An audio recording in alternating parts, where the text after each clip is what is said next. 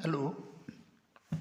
अब हम लोग क्लास एट्थ का एक बार फाइनल रिव्यू देख ले रहे हैं कि एट्थ के स्टूडेंट्स क्या क्या उनको तैयार करके जाना है, उसके लिए हम लोग देख ले रहे हैं। ठीक है, तो पहला पेपर जैसे हम लोग इसमें देख रहे हैं कि इसमें FTRE का जो सिलेबस है वो है, फिजिक्स में है force and pressure.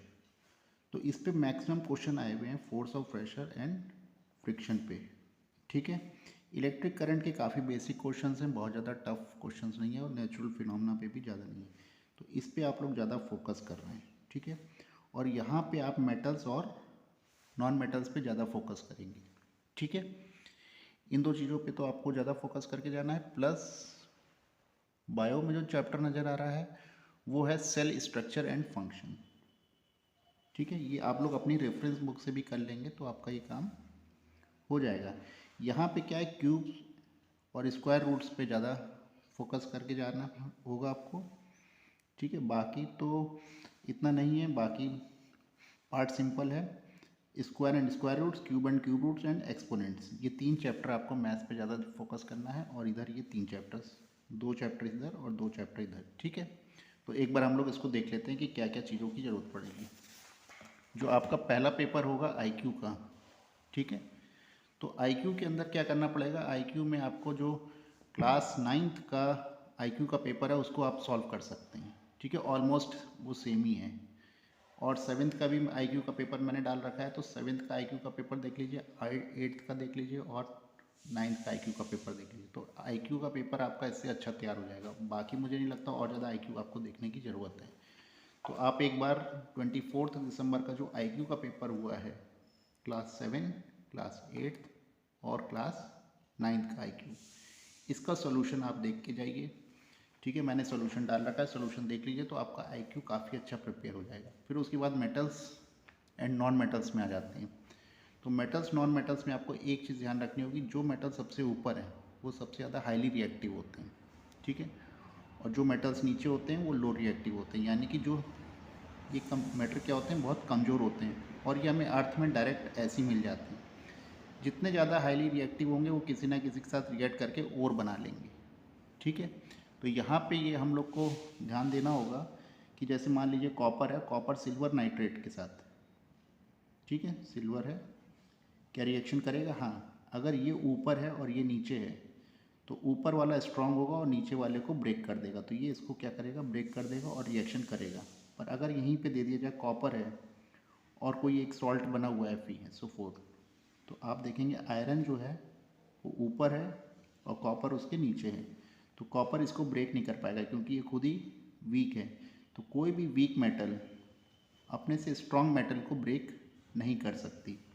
Same as it is हम लोग यहाँ देखें आयरन को और कॉपर सल्फेट में, आयरन स्ट्रॉन्ग है, कॉपर सल्फेट वीक है, तो आयरन इसको क्या करेगा, ब्रेक कर देगा और फेरस सल्फेट बना देगा। पर यहीं पे आप देखेंगे आयरन अगर मैग्नीशियम सल्फेट के साथ रिएक्शन कराएंगे तो मैग्नीशियम ज़्यादा स्ट्रॉन्ग है, आयरन उसके कंपेरेटिवली वीक है, तो ये रिएक्शन नहीं करेगा। तो यहाँ पे आपको एक रिएक्शन देखने वाला आपको ये टेबल याद होनी चाहिए।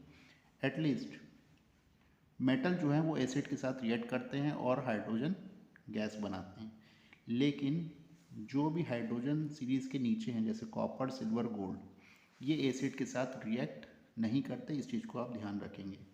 लेकिन गोल्ड और सिल्वर और आपका जो है प्लेटिनम जो है वो एक स्पेशल टाइप के एसिड के साथ रिएक्ट करता है जिसको बोलते हैं एक्वा रेजिया, जिसमें 3 पार्ट कॉन्सेंट्रेटेड HCl होता है और 1 पार्ट कॉन्सेंट्रेटेड नाइट्रिक एसिड मिलाया जाता है। तो ये रिएक्ट करता है, केवल एक ही एसिड है जिसके साथ ये रिएक्ट करता है, बाकी किसी के साथ ये रिएक्ट नहीं करता।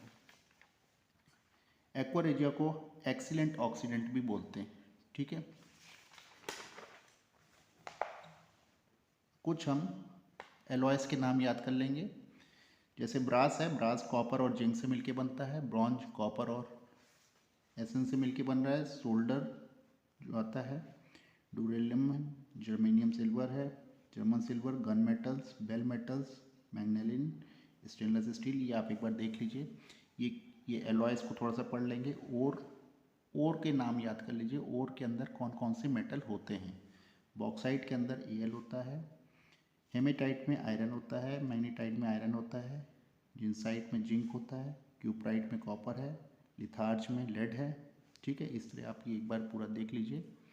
ये मेटल्स के नाम थोड़े से बॉक्साइट, मतलब जो कुछ ओर्स के भी नाम याद कर लीजिए। एक्चुअल में जो अर्थ में जो मेटल्स मिलते हैं वो हमें पत्थर या कुछ ओर्स के फॉर्म में मिलते हैं, तो उसके अंदर से ये जो है ये नाम हमें मिलते हैं पत्थर, और इनके अंदर से हम इनको एक्सेस में हीट में गर्म करके मेल्ट करके तो हम इसके अंदर से मेटल को एक्सट्रैक्ट करते हैं। ठीक है, अब जाते हैं थोड़ा सा, अगर हम लोग फोर्स को भी थोड़ा सा देख लेते हैं, तो फोर्स में यहाँ हम लोग थोड़ी स्टडी करते हैं फोर्स के बारे में।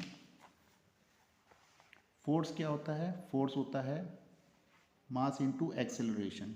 ठीक है, और फोर्स क्या है? Rate of change of momentum. तो मान लीजिए अगर आपके पास ये कोई एक ब्लॉक दिया गया है और इस पर कोई फोर्स अप्लाई हो रहा है और ये ब्लॉक आगे की तरफ जा रहा है, तो फोर्स क्या हो जाएगा? अब इस फोर्स क्या होता है? Force is equal to mass into acceleration. पर हम देख रहे हैं यहाँ पे दो फोर्स लग रहे हैं। जब कोई चीज़ आगे बढ़ रही है तो उसके पीछे एक फ्रिक्शन भी लग रहा है, तो नेट फोर्स क्या हो जाएगा? एक फोर्स जो सामने की तरफ जा रहा है वो माइनस जो उसका अपोज कर रहा है is equal to M A. अगर मान लीजिए कोई ऐसा ब्लॉक है जिसमें कोई भी फ्रिक्शन नहीं लग रहा है, केवल आगे ही आगे फोर्स लग रहा है, तो F is equal to M A. मान लीजिए कोई एक ऐसा आपको ब्लॉक नज़र आ जाए जिसमें दो ब्लॉक रखे हों, ये इस ब्लॉक को खींच रहा है, ठीक है, और ये ब्लॉक भी इधर मूव कर रहा है, तो जिस एक्सलेशन से ये ब्लॉक मूव कर रहा है उसी एक्सलेशन से ये भी ब्लॉक मूव करेगा। अब ये दोनों एक धागे से बंधे हुए, यहाँ पूछा जा रहा है यहाँ कितना फोर्स लगेगा। This is tension. टेंशन भी is a type of force. तो अब हम इस ब्लॉक में देखें तो एक फोर्स इधर लग रहा है और एक टेंशन जो इसको रोकने की कोशिश कर रहा है, अपोजिट लग रहा है, तो F minus T is equal to M A. ठीक है, अब अगर इस ब्लॉक को देखें तो इसमें देखेंगे रस्सी इसको केवल आगे की तरफ ही खींच रही है, पीछे इसको रोकने वाला कोई नहीं है, तो यानी कि T is equal to M two A. ठीक है, तो ये मास m1 है तो m1a हो जाएगा, ये मास 2 है तो m2। इससे हम इन दोनों इक्वेशन से एक्सेलरेशन और टेंशन निकाल सकते हैं। क्लियर? अगर हम कोई और एक क्वेश्चन देखते हैं सिंपल सा,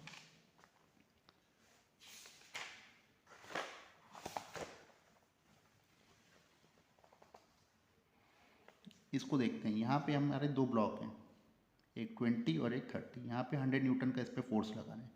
अब पूछ रहा है कि ये, जब हम इसको पूछ रहा है कि find the acceleration and contact force between the masses, इनके बीच में। अब जब इधर से फोर्स लगाएंगे तो ये ब्लॉक इसको रोकने की कोशिश कर रहा है, इधर रोकेगा, और इधर से एक फोर्स लग रहा है, तो इस पे देखेंगे 20 kg पे दो फोर्सेस लग रहे हैं। एक तो इसका रिएक्शन फोर्स लग रहा है 30 kg से, इस पर रोक रहा है, और एक ये फोर्स लग रहा है। तो फोर्स क्या होता है? F is equal to M A.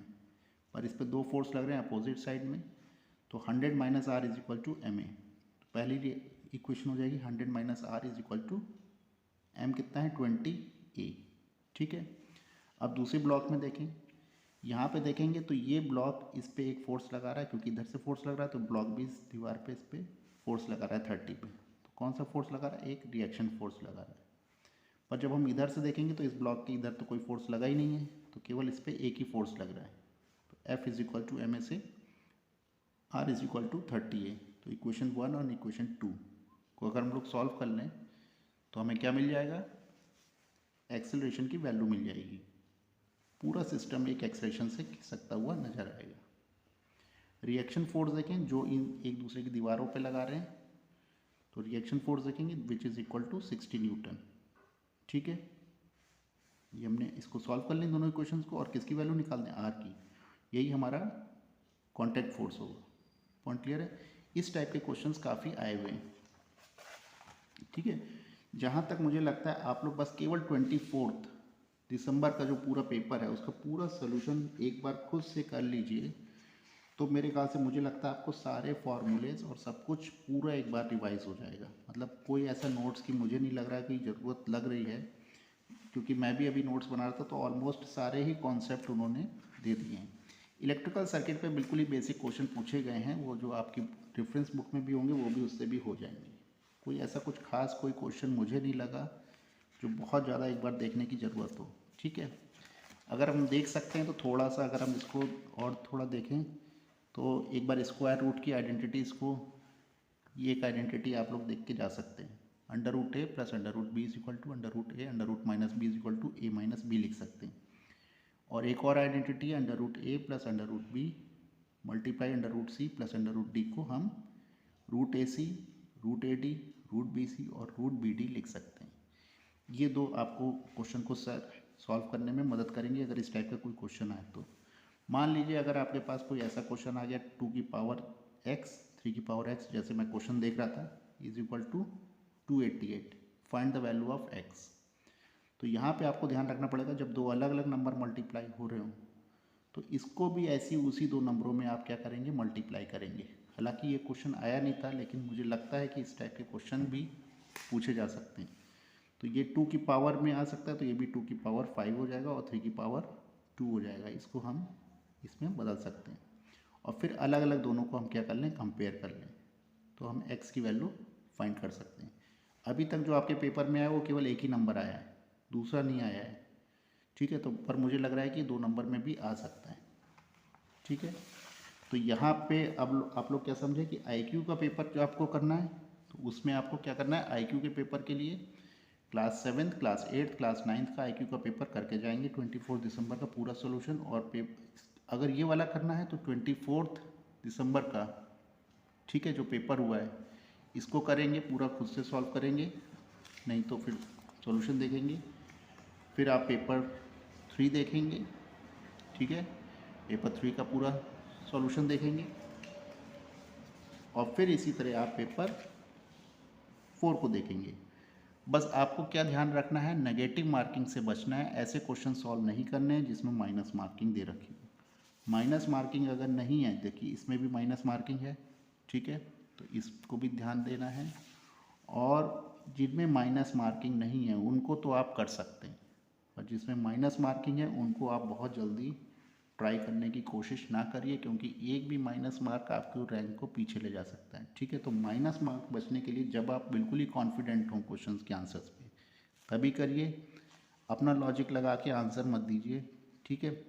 Logical answer देना बहुत ज़्यादा गलत हो जाता है, ठीक। हमेशा जब भी आप लॉजिक लगाएंगे तो कुछ गलत ही हो सकता है। और क्वेश्चंस को प्रॉपरली पढ़िए। कई जगह हमने दे रखा है कि स्टेटमेंट करेक्ट है या स्टेटमेंट इनकरेक्ट है, ये बहुत ज़्यादा कंफ्यूजिंग होते हैं। Find out the incorrect statement या find out the correct statement, इस चीज़ों पे थोड़ा सा आप फोकस करेंगे तो डेफिनेटली पेपर अच्छा कर लेंगे, ठीक है।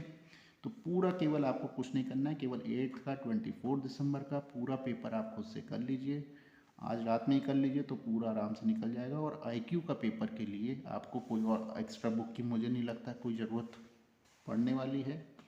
उतना भी आप कर लेंगे तो आप एक कॉन्सेप्ट समझ जाएंगे, ठीक है। तो यहाँ पे क्या है, क्वेश्चंस के कॉन्सेप्ट को आप समझिए। क्वेश्चंस टफ नहीं लग रहे हैं, क्वेश्चंस नॉर्मल और लॉजिकली हैं, ठीक है। तो हो जाएगा आप लोग का पेपर। बाकी अगर मुझे और कुछ नज़र आता है तो मैं कम्युनिटी पोस्ट पे इसको पोस्ट कर दूंगा। बाकी आप लोग के और कोई अगर कमेंट्स होते हैं तो उसको भी हम डिस्कस कर लेंगे।